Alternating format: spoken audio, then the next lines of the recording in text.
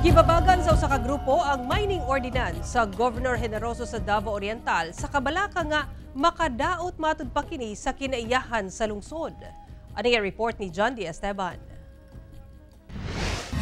Mayor, daghan kay tagpamaagi na matabangan nato ni ang ato ang munisipyo. Dili nato kailangan siguro magmina para mo improve ang GovGen. Nanawagan ng grupong Governor Generoso Business Club sa mayor sa maong lungsod nga i-veto ang naprobahang ordinansa sa Sangguniang Bayan nga pabor sa pagmina. Definitely exercise your veto power on this repeal ordinance and hear the cries of the people that they are against the mining operation. Hugtanong gisupakan sa grupo ang pagmina sa ilang lugar tungod sa kabalaka nga maupaw ang kabukiran ug ubang karaot kadala niini sa kinaiyahan nga ang tao rapoy mag-antos sa uwahi. Kining ilabi pa nga sa mong ordinansa apil ang pipila ka barangay nga anaa nahimutang sa Mount Hamigitan nga usa ka protected area ug UNESCO World Heritage Site. Paganiin anak kadako ang operation sa mining sa amo ang area.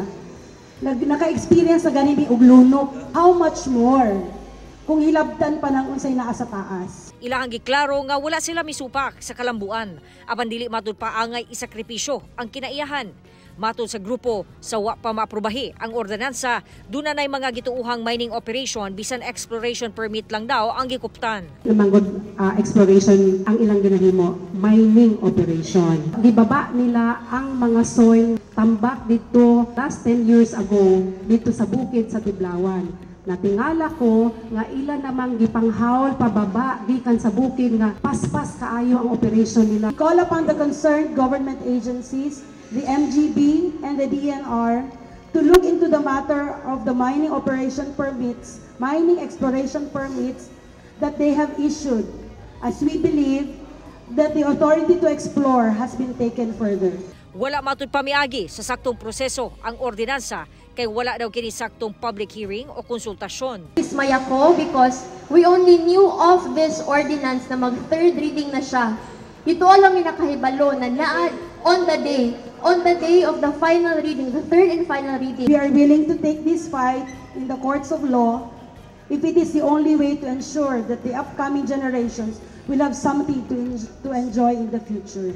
Nanawagan sab sila sa publiko nga suportahan ang ilahang online petition aron batukan ang maong mining ordinance. Ginasulayan pa sa GMA Regional TV 1 Mindanao nga makuha ang pahayag sa LGU kalabot sa pahayag sa maong grupo. Kauban, si Bebot Kahes sa kamera. John D. Esteban, 1 Mindanao.